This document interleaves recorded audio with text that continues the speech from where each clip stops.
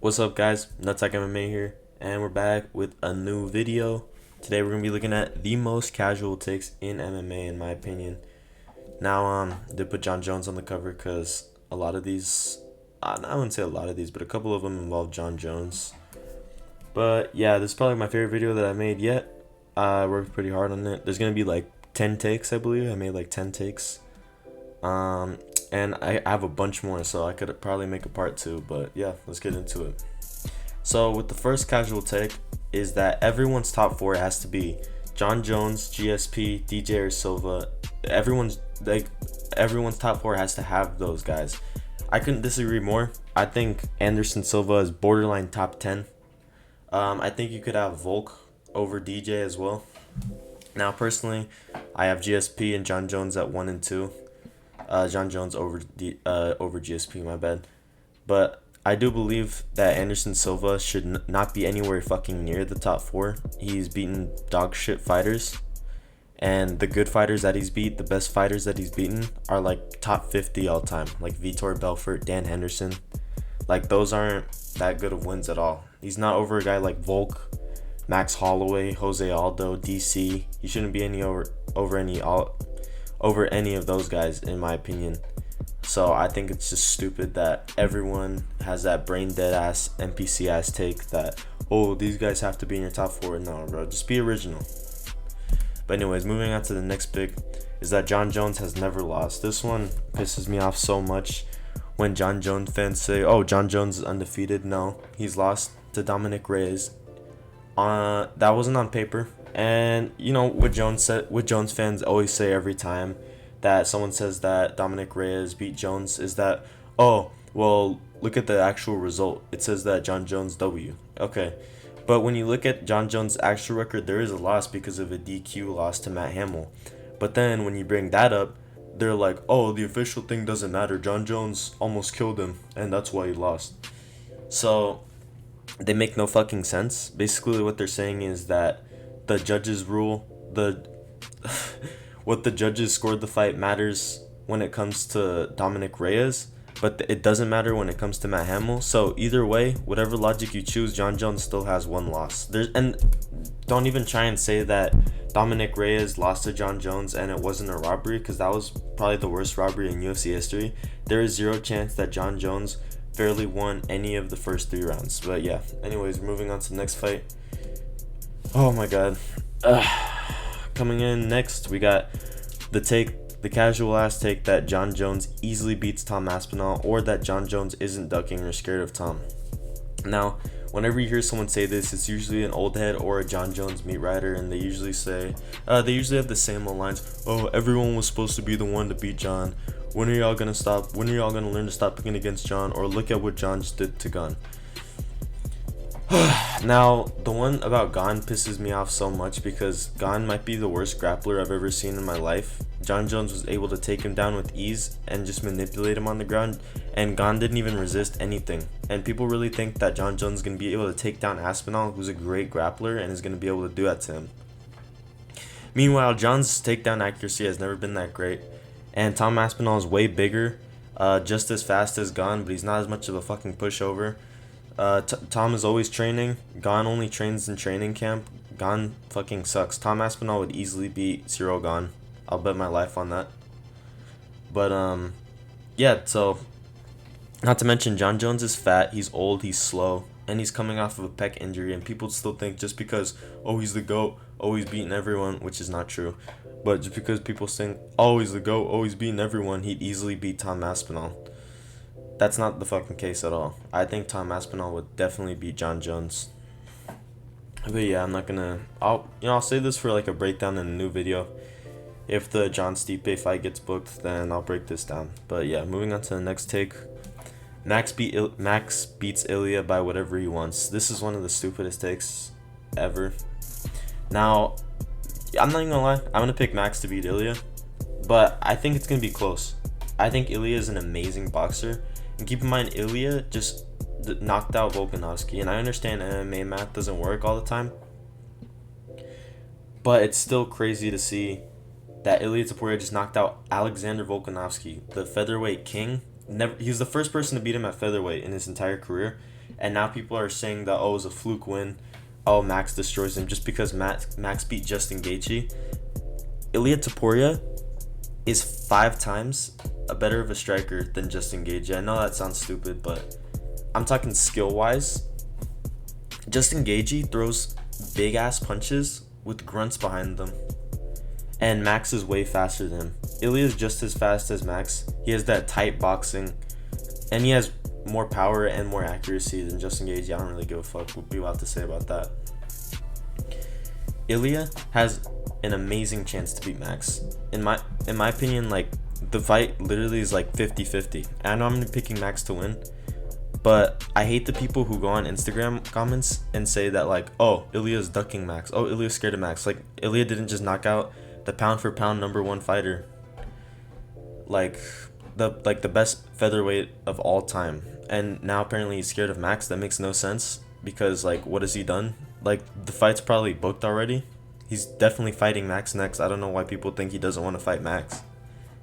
But I think that Ilia has a great chance to beat Max, and I think Max has a great chance to beat Ilia, and I think this fight's pretty even, but I hate the people who say that Max beats him by however he wants. Like, it's super close, dude. It's not one-sided at all. But yeah, moving on to the next person. This casual take, Izzy ran laps around the division. He was a dominant champion. Now, I know Izzy does have a lot of title wins and title defenses, but he has so many asterisks on his record, dude. Marvin Vettori, like, that fight fucking sucked. Like, Ilia just ran around the cage, throwing leg kicks and body kicks the entire time. Look at what Rob Whittaker did to Marvin Vettori. Look at what Jared Cannonier did to Marvin Vettori. If you're really an elite striker, why couldn't Izzy do that to Marvin Vettori? And I know Izzy beat both of those guys, but the Rob Whittaker, the second fight was arguably a robbery. He did knock him out in the first fight, that's fair enough. Yoel fight was fucking boring as fuck, dude. And that was arguably a robbery as well. He's 1-1 with Alex, did have the good KO, but he got knocked out by Alex as well. And don't even bring up Sean Strickland. Sean Strickland schooled his ass. But yeah, I don't think that Izzy was as dominant of a champion as people painted out to be. Like, yeah, I do agree, like, he was pretty good, but I think he is a little overrated when it comes to his striking and his, like, title reign. But yeah, moving on to the next person. People who say that Volk is top 8 all time or at best, or that Aldo was the featherweight GOAT. If they put right here, I put Volk's resume: Max 3 times, Jose Aldo once. That's this is one of the best resumes in UFC history, by the way. But apparently Volk isn't better than Anderson Silva or Jose Aldo or, you know, fucking DC, even though he has one of the best resumes of all time and he's one of the most unbeatable fighters of all time.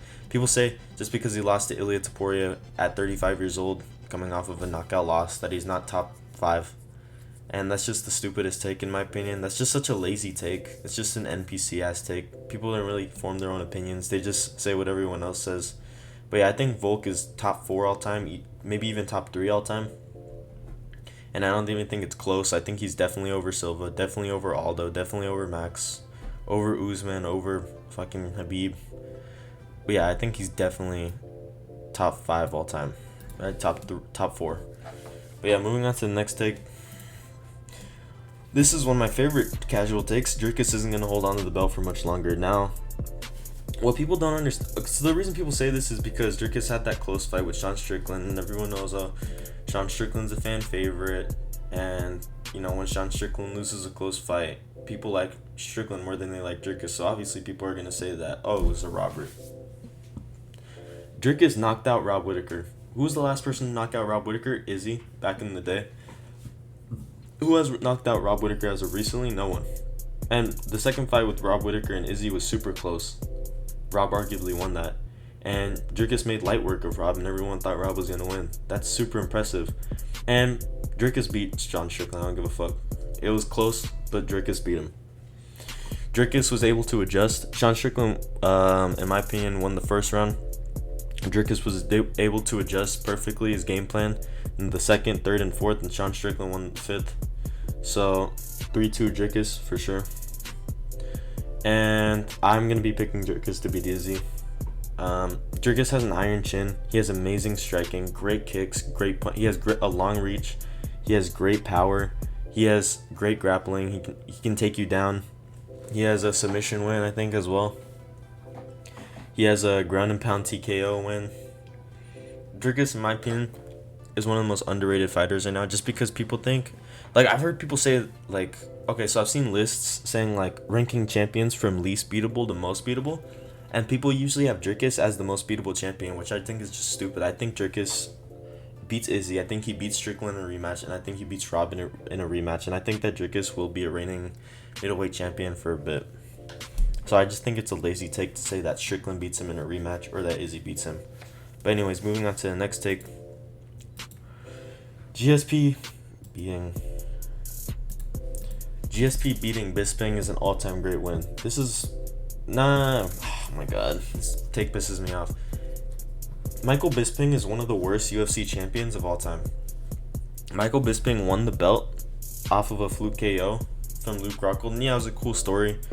Fought him on short notice, knocked him out for the belt. Yeah, cool. Michael Bisping then went on to fight Dan Henderson, who was like 38 years old, and had a super close fight with him, and it was arguably a robbery. And then he fought GSP. GSP easily fucking ran through him, and everyone was saying, "Oh my god, GSP is the GOAT. He's a double champ. He just beat Bisping. That was an amazing win." But yeah, Michael Bisping was the worst champion in UFC history. One of the worst, for sure. And all I'm saying is that if Yoel or Rob Whittaker were champ, then GSP wouldn't have came back. That's all I gotta say. But yeah, I'm not too mad about this one though. Oh my god, this one though.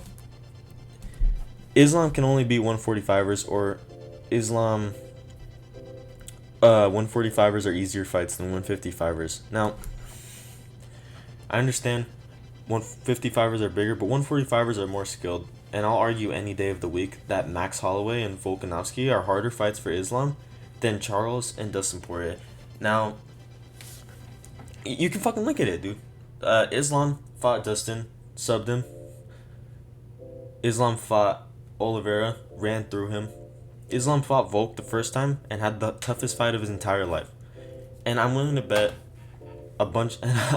so much money that Max Holloway, I do think Islam would beat Max Holloway, but I guarantee you Max Holloway would give Islam a tougher fight than Dustin Poirier. I promise you that Max Holloway, maybe not, well yeah, actually, I think Max Holloway would give him a tougher fight than Charles, and I think that the 145ers are a tougher test for him than the 155ers. Because usually when fighters move up a weight class, they have a skill and speed advantage, and that showed really well in the Volk fight. And I think it would show well if Islam fought Max as well. And I think it would be an easier fight. I think Islam would have an easier time fighting Dustin than he would fight Max, as well as Charles and Volk. I know Islam knocked out Volk on the second fight, but Volk was coming off from the couch on short notice. And I think that Volk at his best gives Islam the toughest fight of his life. Meanwhile, Islam had easy work with Charles. But yeah, moving on to the next. This is my last take. Ankalaev beats Pereira. This take, I hate this take. This is such a lazy take. People say that Magomed Ankalaev beats Pereira just because he has wrestling, as if nobody's attempted takedowns on Pereira before, and Pereira is not rapidly improving his takedown defense. Now, what people also don't understand is that Magomed Ankalaev is mainly a striker. If you watch the Jan Blachowicz fight, Ankalaev didn't even use his grappling until the last 2 rounds when he was losing the fight, and he wasn't even able to take down Jan until Jan was gassed. And people, oh my god, I hate this. People really say that Magomed would beat Pereira because he would out wrestle him, and people just automatically think that Magomed's a great wrestler because he is Dagestani. And yeah, Magomed's probably the best wrestler in that division, but Magomed barely uses his wrestling. He uses his striking more, and Magomed's even said himself, if he fights Pereira, he's gonna want to stand with him. And I think Pereira fucking knocks out Magomed round 1, and I don't think Magomed stands a chance against Pereira. And I think his wrestling is super overrated, and his striking's not even. His striking's good, but come on, bro, he's fighting Pereira. Like, he's not gonna outstrike Pereira. Not to mention, Jan crippled him with leg kicks, so we gotta see how Alex would cripple him with leg kicks. I think Alex beats everyone in the light heavyweight division. Alex's toughest fight is going to be Tom Aspinall or John Jones, and John Jones doesn't fight anyone under the age of 41 and not coming off a knockout loss. So if Pereira will sleep Ankalaev in the first round, I guarantee that, and then he'll probably go fight Tom Aspinall, and that would be a tougher fight than him than Ankalaev. But yeah, that is gonna be it for the video, guys. Make sure you like and subscribe, and I'll see you on the next one.